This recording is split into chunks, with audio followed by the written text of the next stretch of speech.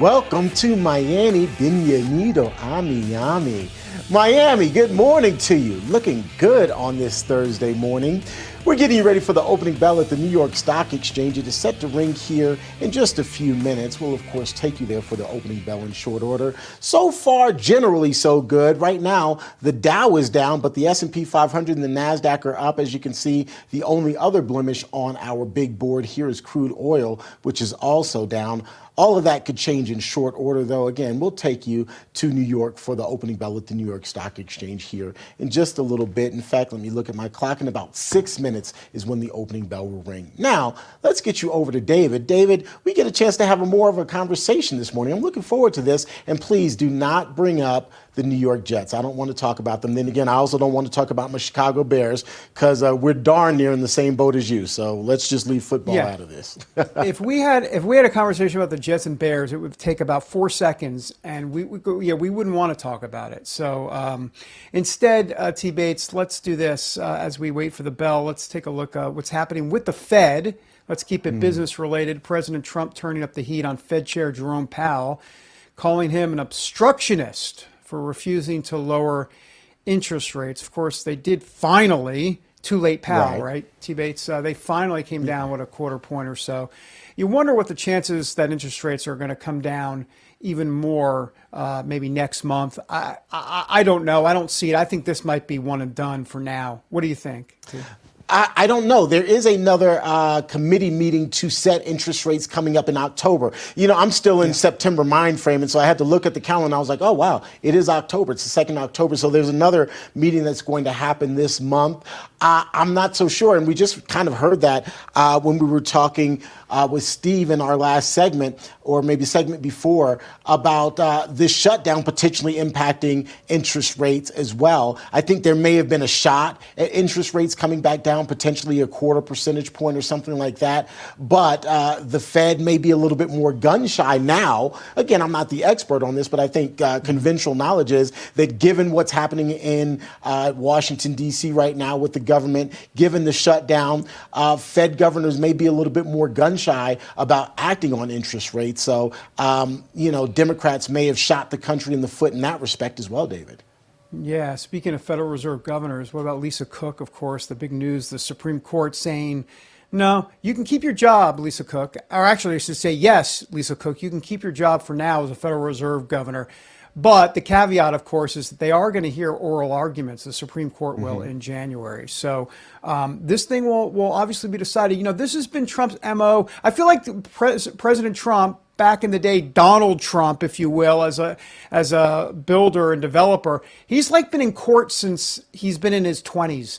I mean, he's in court all the time. And it just seems like he wants to push the envelope and see what the Supreme Court is going to ultimately say about whether or not he has the right, if you will, from an executive branch standpoint, to fire a governor at the Federal Reserve. Your take, T. See, and David, that point that you just made, to me, is the really overriding point. Lisa Cook simply happens to be the current face of the issue. But the bigger picture, as you aptly pointed out, is does President Trump have the right to fire Fed board governors and other appointed officials? And that is going to be the bigger argument. And that is, I hate this word because I think it is so overused. But in this particular case, I think it's appropriate. That is going to be precedent-setting. If the Supreme Court decides, yes, the chief executive of the government has the right to fire people who are in appointed positions, then that will ultimately set precedent not just for the Trump administration, but for administrations moving forward. And so that's really what I'm keeping a closer eye on. Again, for me, Lisa Cook is simply the face of the argument, but the bigger issue is how far can President Trump go in terms of firing people who are in appointed positions, which again will set precedent. It will create a platform for other presidents moving forward in terms of how much authority they ultimately have.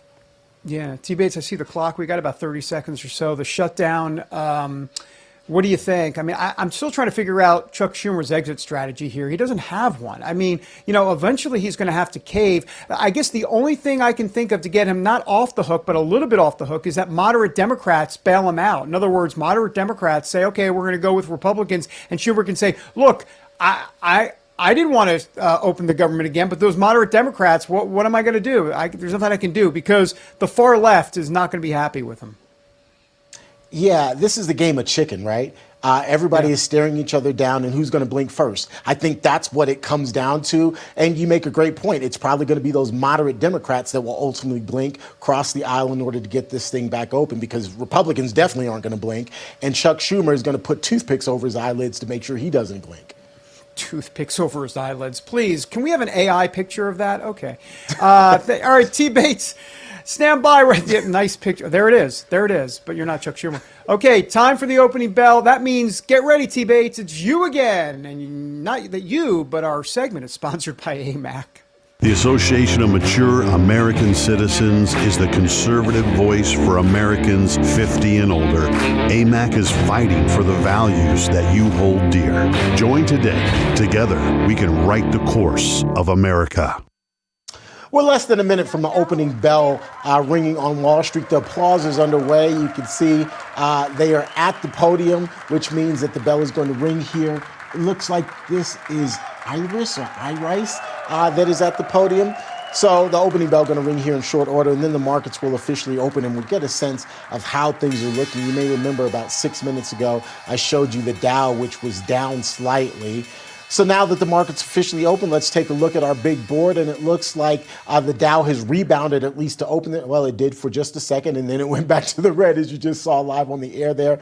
The S&P 500 and the Nasdaq also are up right now. We've got a couple of other blemishes on our board, but a long day of trading is now underway, and so all of that could quickly turn around. Quite literally, in the blink of an eye, things could turn around for us. We'll continue to monitor it for you.